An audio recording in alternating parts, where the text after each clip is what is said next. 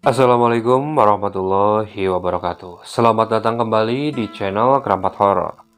Kali ini saya akan menceritakan sebuah kisah. Kisah ini dialami oleh salah seorang pemuda yang waktu itu baru keluar sekolah. Dia mendapatkan pekerjaan di salah satu pabrik. Namun ternyata ketika dia bekerja di sana, ada suatu peristiwa tragis. Ada suatu karyawan yang waktu itu kecelakaan. Dan setelah kecelakaan karyawan itu, pabrik di sana menjadi sangat seram. Dan ternyata banyak teror yang dialami oleh karyawan di sana. Bagaimana kisahnya? Simak terus videonya sampai selesai. Dan jangan lupa, sebelum mulai ke ceritanya, alangkah baiknya kalian santaikan dulu saja diri kalian. Kalau yang mau ngopi, silakan siapkan kopinya. Kalau yang mau makan, silakan siapkan makanannya. Kalau yang ingin mendengarkan saat hendak tertidur, silakan semoga kalian bermimpi indah. Dan jika kalian yang mendengarkan saat bekerja, alangkah baiknya kalian tunggu waktu santai kalian. Tapi kalau kalian tetap mendengarkan saat bekerja, silakan saja. Yang penting tidak mengganggu aktivitas bekerja kalian. Dan semoga pekerjaan kalian lancar. Kalau sudah, kita mulai saja ke ceritanya.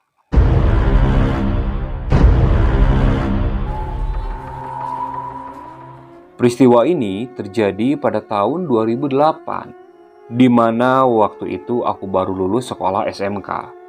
Setelah lulus ini, aku tidak melanjutkan kuliah, melainkan aku segera ingin mendapatkan pekerjaan. Jadi, aku masukkan beberapa lamaran ke beberapa perusahaan, baik yang di dalam kota maupun di luar kota. Hingga akhirnya ada satu pabrik yang merespon lamaranku.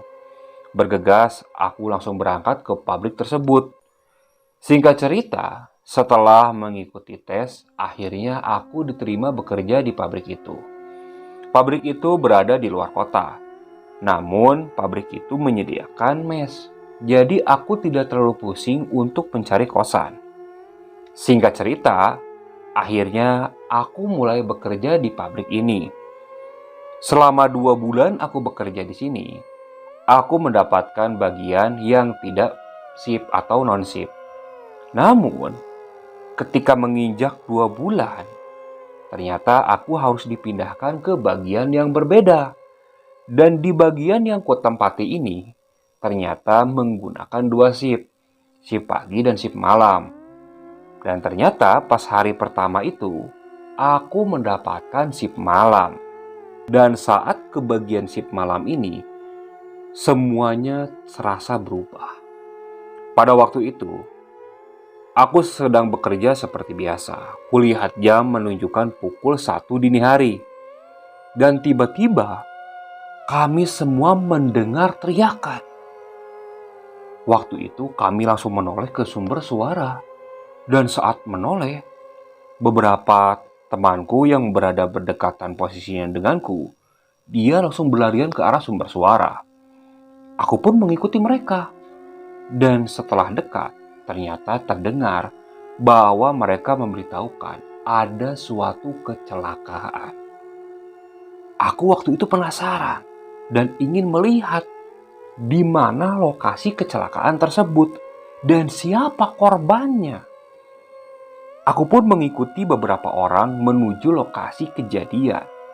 Sesampainya di lokasi, ternyata sudah banyak orang yang berkerumun. Aku coba melihat sambil menyelip ke beberapa orang yang berkerumun tersebut. Saat melihat, aku sangat kaget. Karena orang yang kecelakaan itu bisa dibilang kondisinya sangat parah. Dia sepertinya terjatuh dari ketinggian. Dan yang lebih parahnya lagi, badannya itu menghantam sebuah besi yang cukup tajam sehingga badannya itu terbelah menjadi 2. Bergegas waktu itu aku langsung ke Bali. Walaupun sebentar melihat, tapi tetap saja pemandangannya cukup mengerikan. Namun, aku tidak sempat melihat wajah dari korban tersebut karena aku keburu ngeri melihat pemandangan tubuhnya yang hancur seperti itu. Apalagi organ dalamnya yang berceceran di lantai. Benar-benar mengerikan. Waktu itu aku langsung kembali ke tempat kerjaku. Sampainya di tempat kerja, aku masih merasakan pusing, mual. Bahkan aku sempat berdiam beberapa saat. Karena pemandangan tadi benar-benar menempel di ingatanku. Malam itu, pihak keamanan lalu datang dan mengevakuasi jenazah tersebut. Malam itu jujur saja menjadi malam yang tidak pernah aku lupakan. Semenjak kejadian itu, mulai muncul desas-desus bila karyawan yang meninggal itu ternyata bergentayangan. Dan bagiku yang pernah melihat tubuh korban tersebut, benar-benar terus saja terngiang di pikiranku. Setiap shift malam, suasana di pabrik tempatku bekerja jadi terasa aneh, lebih dingin, dan tentu saja lebih seram. Terlebih lagi, banyak karyawan pabrik yang mulai membicarakan. Konon mereka sering melihat penampakan sosok karyawan yang kecelakaan tersebut. Aku sendiri tidak terlalu percaya desas-desus itu, karena aku tidak pernah melihatnya secara langsung. Bagiku, ketika mereka membicarakan almarhum, yang terlintas di kepalaku adalah bagaimana aku melihat jenazahnya yang hancur. Hanya penampakan itu yang selalu terbayang di kepalaku. Hingga beberapa malam kemudian, aku harus mengalami hal yang cukup menakutkan. Waktu itu, aku bekerja seperti biasa. Aku bekerja dengan beberapa seniorku. Hingga salah satu seniorku menyuruhku untuk mengambil air galon di penyimpanannya tepat di belakang.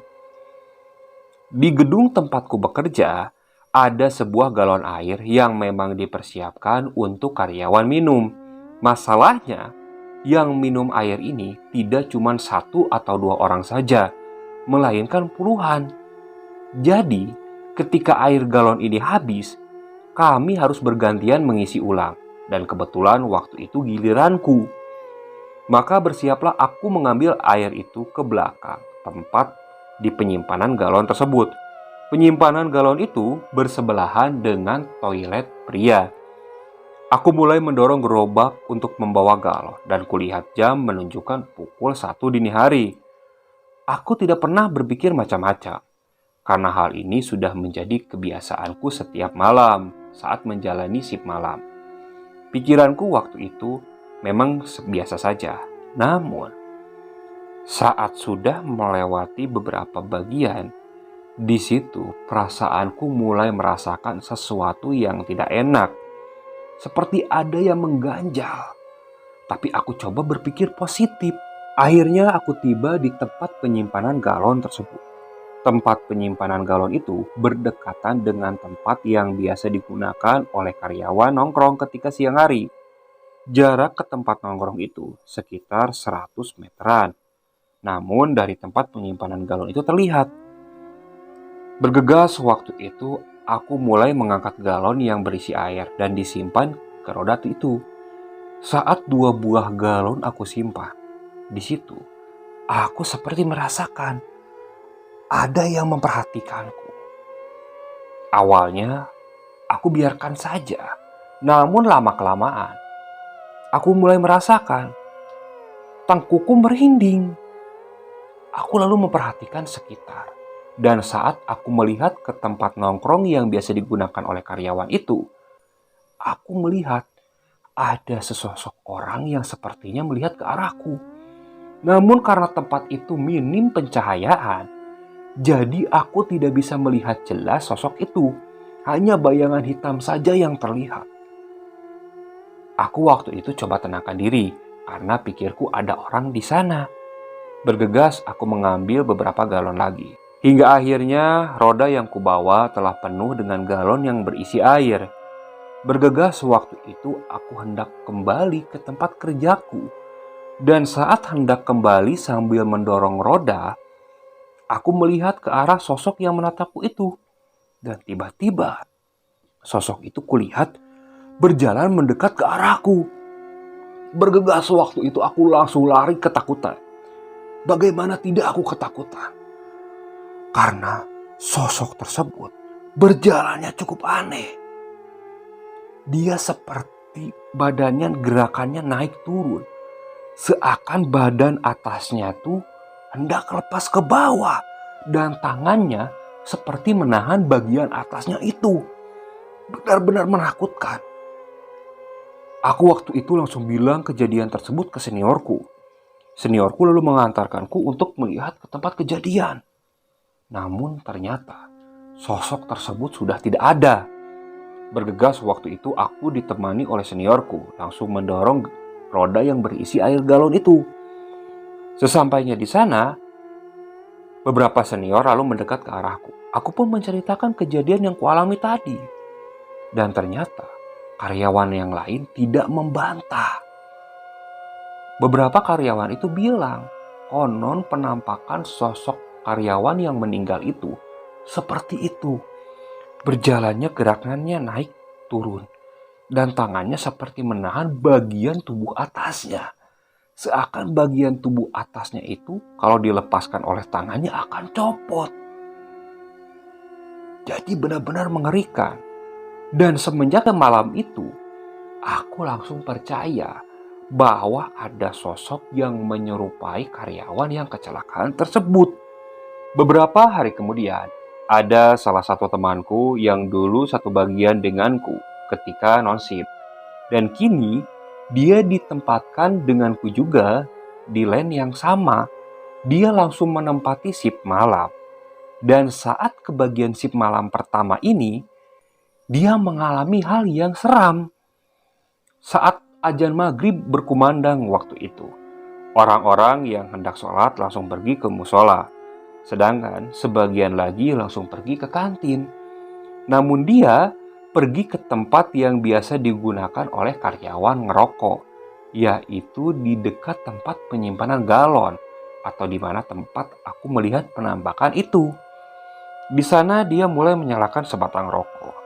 Dan saat sedang merokok ini, dia mendengar ada suara sendok dan garpu yang beradu. Seperti ada orang yang sedang makan di sana. Dia lalu mencari sumber suara. Hingga akhirnya dia melihat ada seorang karyawan di sana yang sedang makan. Dia lalu berbincang-bincang dengan karyawan tersebut. Lumayan lama dia berbincang-bincang, lebih dari 10 menit. Hingga akhirnya temanku itu pamit dan pergi ke kantin. Setelah selesai makan dan bersantai sejenak, jam istirahat pun usai. Dia kembali ke tempat kerjanya. Ada sekitar 20 menit dia mulai bekerja. Setelah 20 menit ini, ada salah satu senior kami yang datang. Senior kami yang datang ini bertujuan akan meminta sumbangan. Dan sumbangannya ini akan diberikan kepada keluarga korban yang kecelakaan tersebut. Senior kami membawa 2 lembar kertas. 1 lembar berupa foto dari korban itu dan 1 lembar lagi berisi data karyawan yang memberikan sumbangan. Dan saat teman saya melihat foto korban kecelakaan itu, dia kaget. Bahkan terlihat wajahnya langsung pucat. Dia beberapa kali memastikan bahwa ini adalah korban kecelakaan itu. Namun, ya senior kami tetap menjelaskan bahwa ini foto korban kecelakaan itu. Dia langsung terdiam, bahkan langsung melamun. Aku lalu menghampiri temanku tersebut. Setelah kutanya beberapa kali, akhirnya dia menceritakan bahwa tadi maghrib saat dia merokok, dia ditemani oleh sosok ini. Senior kami yang mendengar itu hanya tersenyum. Dia lalu bercerita, dulu almarhum ini memang kalau saat maghrib, dia sering makan di tempat itu. Temanku mendengar ucapan senior seperti itu, dia langsung lemas. Jadi yang mengobrol dengan dia itu adalah sosok hantu atau sosok jin yang menyerupai karyawan tersebut. Temanku diam beberapa saat. Hingga akhirnya setelah dia cukup tenang, dia mulai melanjutkan pekerjaannya. Esok harinya setelah kejadian itu, saat maghrib, dia tidak pernah lagi nongkrong di situ. Dia lebih memilih untuk pergi ke musola. Kalaupun dia hendak merokok, dia memilih untuk keluar gerbang, tepat di luar pabrik. Setelah kejadian itu, memang banyak karyawan yang melihat sosok tersebut. Hingga tak terasa, 1 tahun aku sudah kerja di sana. Dan saat 1 tahun ini, kondisi pabrik mulai goyang. Banyak karyawan kontrak yang diberhentikan. Waktu itu aku juga sempat kaget. Takutnya aku menjadi salah satu karyawan yang akan diberhentikan. Namun ternyata aku tidak diberhentikan. Cuman aku jadi dipindahkan ke posisi yang lain. Dan ketika aku tahu di mana posisi yang akan aku tempati nanti, aku sangat kaget. Karena posisi yang akan aku tempati nanti adalah tempat di mana dulu karyawan yang pernah meninggal. Aku bingung waktu itu. Sempat terpikir aku ingin berhenti. Karena menurut beberapa orang, tempat yang akan aku tempati ini sangat angker dan sering terjadi teror. Namun temanku waktu itu coba menenangkanku. Dia mengingatkan kalau mencari pekerjaan itu sangat susah. Jadi, cobalah bertahan dulu beberapa saat. Ditambah lagi, menurut dia, di bagian yang akan kutempati ini, ada 3 orang dalam satu shiftnya. Jadi, dalam satu bagian itu, yang mengerjakan adalah 3 orang. Di situ aku mulai sedikit tenang. Akhirnya aku setuju. Dan malam itu, malam pertama aku dipindahkan ke bagian tersebut. Tempatnya benar-benar berbeda dari tempat dulu yang aku tempati. Dulu tempatku bekerja sangat terang, bersih, dan penuh dengan orang. Di sini berbeda. Sepi, dingin, dan bangunannya sudah tua. Hanya tercium aroma besi-besi berkarat. Lengkap dengan pemandangan langsung mengarah ke arah kebun. Di belakang pabrik itu, ada sebuah kebun yang konon kebun itu sangat angker. Aku coba mengakrabkan diri dengan karyawan yang memang lebih dulu menempati posisi ini. Setelah berbincang-bincang dengan mereka, akhirnya aku tahu kalau karyawan yang ditempatkan di posisi ini adalah karyawan yang dibuang dari posisi yang lain. Merasa kerjaku tidak terpakai di posisi itu, sempat ada rasa kesal. Tapi mau bagaimana lagi? Namanya kerja ke orang, pasti sudah ada resikonya. Akhirnya aku terus mengakrabkan diri dengan mereka. Malam itu, aku mempunyai ide. Kalau kami bertiga terus berjaga hingga pagi, pasti sangat lelah. Karena mesin ini memang harus berjalan selama 24 jam, jadi ketika shift malam, berarti standby selama 12 jam. Sedangkan yang menunggu mesin itu ada 3 orang, termasuk saya. Untuk meringankan pekerjaan, aku mempunyai usul waktu itu. Jadi, karena kita bertiga, 1 orang akan berjaga selama 4 jam. Dan 2 yang lain beristirahat.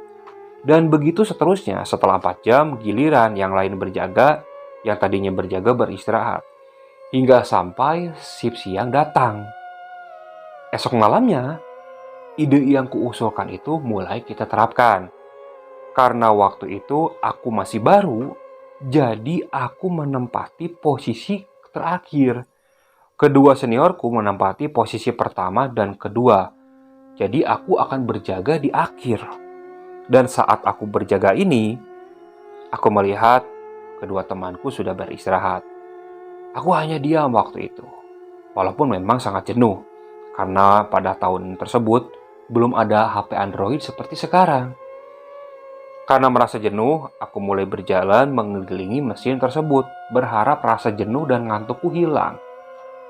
Dan saat mengelilingi mesin tersebut, aku mendadak mendengar seperti ada besi yang dipukul sangat kencang. Aku bahkan sempat melompat waktu itu. Namun anehnya, kedua temanku itu masih tidur nyenyak. Padahal suara benturan besi itu sangat kencang. Aku diam beberapa saat, tak ada yang aneh. Lalu di situ aku berpikir, mungkin penghuni di sini hanya mengingatkan kalau mereka ada. Malam itu tak ada gangguan yang lain, hanya seperti itu. Dan esok malamnya, ternyata ada sesuatu yang lebih menyeramkan. Waktu itu aku masih menempati posisi yang sama, di posisi ketiga. Dan parahnya lagi, karena tadi ketika istirahat aku terlalu banyak makan pedas, ketika tengah malam atau tepat ketika aku akan berjaga, Aku merasakan perutku waktu itu sangat sakit, benar-benar sakit, dan ingin ke toilet yang dekat. Akhirnya, dengan terpaksa, aku membangunkan temanku untuk bergantian berjaga dulu. Temanku waktu itu bangun. Aku bergegas menuju toilet. Walaupun seram, namun bau bagaimana lagi? Tidak mungkin juga aku meminta tolong ditemani oleh temanku. Hingga akhirnya aku masuk ke toilet itu. Dan saat sudah di dalam toilet, samar-samar aku mendengar ada suara cekikikan tawa. Awalnya aku pikir itu mungkin suara burung. Namun lama-kelamaan, suara cekikikan tawa ini semakin jelas terdengar. Hingga akhirnya aku cepat-cepat saja menyelesaikan hajatku. Setelah menyelesaikan hajat, aku hendak keluar. Belum sempat aku membuka pintu, aku merasakan ada perasaan yang tidak enak.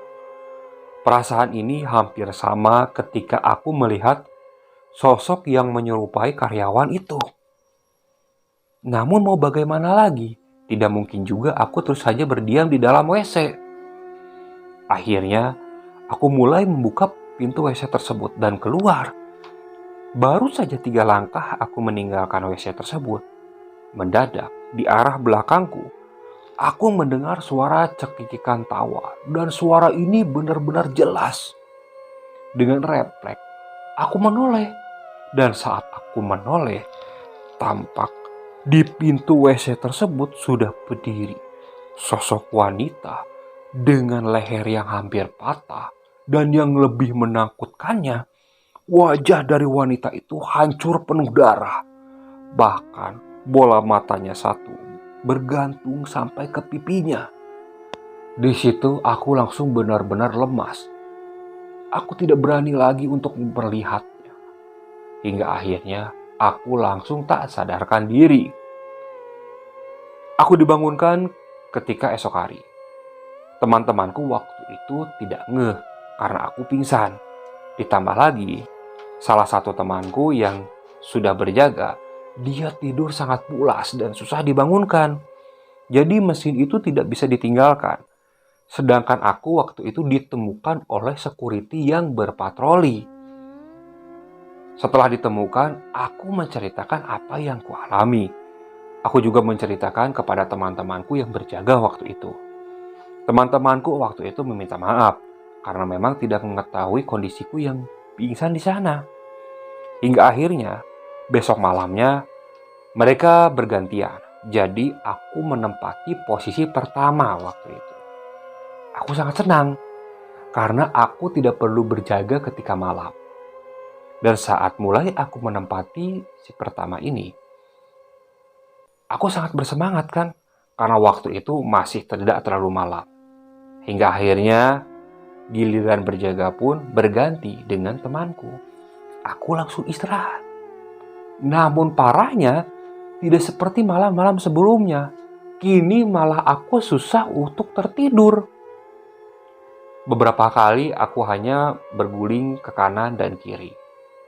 Hingga akhirnya, samar-samar aku mendengar ada suara cekikikan tawa perempuan. Dan suara itu hampir mirip seperti suara yang kemarin malam ku dengar. Aku langsung bangkit dan menghampiri temanku yang masih berjaga. Mas, dengar sesuatu gak mas? Shh, udah. Kalau dengar kayak gitu, jangan dihirauin. Terus saja beristighfar. Sana tidur lagi, ucap temanku. Bergegas, aku langsung kembali tidur. Ku tutup telingaku sambil terus saja beristighfar. Anehnya, setelah aku seperti itu, suara tersebut tidak terdengar kembali.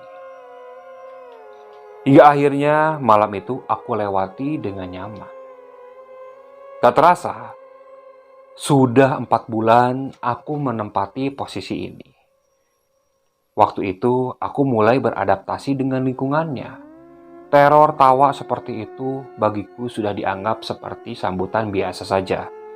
Namun, ketika 4 bulan ini, waktu itu aku masih sip malam. Parahnya lagi, kedua temanku mendadak sakit dua-duanya. Bukan ngada-ngada sakitnya, tapi memang beneran sakit.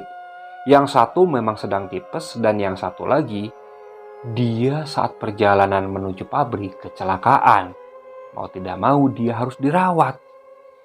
Di bagianku pada shift malam, otomatis hanya aku sendiri yang berjaga. Waktu itu mulai terlintas sesuatu yang menakutkan. Namun aku coba tekan rasa takut tersebut. Aku coba memberanikan diri saja.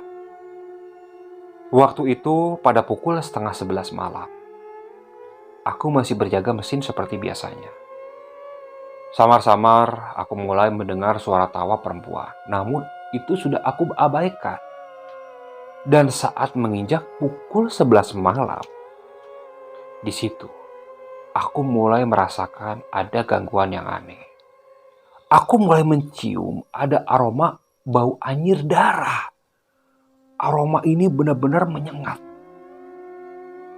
Ketika mencium tersebut, bulu kuduku langsung berdiri. Aku mulai merasakan takut waktu itu. Aku coba bangkit dari tempat dudukku. Aku jalan mondar-mandir, berharap rasa takut ini hilang. Namun ternyata rasa takut ini kian membesar. Ditambah lagi, terdengar suara cekikikan tawa perempuan. Ingin rasanya waktu itu aku berlari meninggalkan tempat tersebut. Namun mau bagaimana lagi? Tak ada orang yang berjaga di bagian ini. Kalau aku berlari ke tempat lain, yang ada aku habis-habisan dimarahi orang. Aku coba bertahan waktu itu. Hingga akhirnya pandanganku mengarah ke arah toilet. Dan saat aku mengarah ke arah toilet ini, aku melihat ada satu sosok waktu itu yang seperti berjalan ke arahku. Aku belum melihat dengan jelas karena bayangan itu seperti hitam.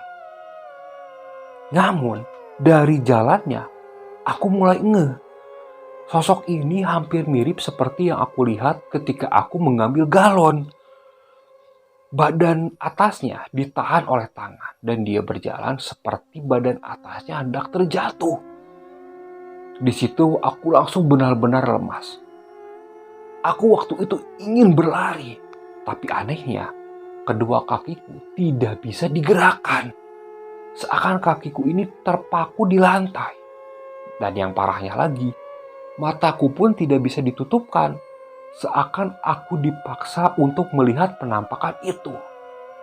Dan ketika semakin dekat, tampak sosok itu mulai terlihat dengan jelas. Aku masih ingat betul bagaimana jenazah karyawan yang meninggal itu. Tubuhnya yang hancur, organ dalamnya yang terburai, dan itu hampir mirip seperti yang kulihat sekarang. Sosok penampakan itu, tangan kanannya seperti menahan organ yang hendak keluar. Sedangkan tangan kirinya menahan badannya supaya tidak terjatuh. Jadi jalannya itu seperti tidak ada tulang belakangnya karena terputus. Aku benar-benar takut waktu itu.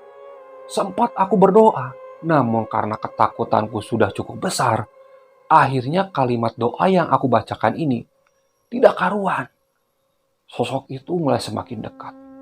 Sedangkan mataku seakan terus dipaksa melihat ketakutan itu. Tak terasa, air mata juga sudah menetes. Ingin rasanya aku langsung pingsan saja, supaya aku tidak melihat sosok tersebut. Namun nyatanya, aku terus dipaksa. Hingga akhirnya, sosok itu sudah benar-benar dekat. Hanya berjarak sekitar 1,5 meter. Terlihat dengan jelas. Apalagi dari sosok tersebut tercium aroma bau amis yang benar-benar membuatku mual waktu itu. Hingga akhirnya doaku terkabul. Aku langsung pingsan dan tak sadarkan diri. Hingga akhirnya aku dibangunkan oleh salah satu seniorku yang waktu itu ingin pergi ke WC. Karena WC yang di sana sedang rusak. Dia kaget melihatku tergeletak waktu itu. Dan saat dibangunkan, aku tidak kunjung juga bangun. Akhirnya senior itu lalu pergi meminta pertolongan. Setelah itu ada beberapa orang yang datang dan menolongku. Mereka coba menyadarkanku. Hingga beberapa saat kemudian, akhirnya aku sadar. Dan saat sadar ini, aku masih sangat shock. Bahkan beberapa orang yang bertanya, aku tidak sempat jawab. Aku hanya diam, sambil merasakan ketakutan yang tadi aku alami. Hingga akhirnya malam itu, aku disuruh pulang saja dengan diantar oleh security, sedangkan bagianku digantikan oleh beberapa senior. Dan setelah kejadian malam itu, aku langsung berniat resign saja. Aku tidak kuat bekerja di pabrik itu lagi. Apalagi dengan teror yang terus kualami seperti itu. Benar-benar sangat mengerikan. Hingga esok harinya, aku langsung mengajukan resign kepada supervisorku.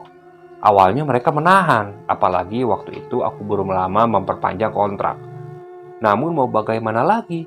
Daripada aku habis-habisan diteror, lebih baik aku pindah mencari kerja yang lain. Setelah itu, akhirnya aku berhenti di tempat kerja tersebut. Dan setelah cukup lama, aku mendengar selentingan kabar bahwa tempat yang aku tempati dulu adalah tempat yang sangat angker. Dan seharusnya tempat tersebut sudah ditutup karena secara safety tempat itu tidak aman. Oke, sekian untuk cerita kali ini. Saya mohon maaf apabila masih banyak kekurangan dalam pembawaan ceritanya. Kritik dan sarannya silakan kalian bisa cantumkan di kolom komentar. Tak lupa saya juga ucapkan banyak terima kasih kepada para penonton yang masih terus setia mengikuti channel Keramat Horor ini. Semoga kalian selalu diberi kesehatan, dilancarkan segala urusannya, dan dipermudah jalan rezekinya. Terus ikuti cerita-cerita yang dibawakan oleh channel Keramat Horor. Assalamualaikum warahmatullahi wabarakatuh.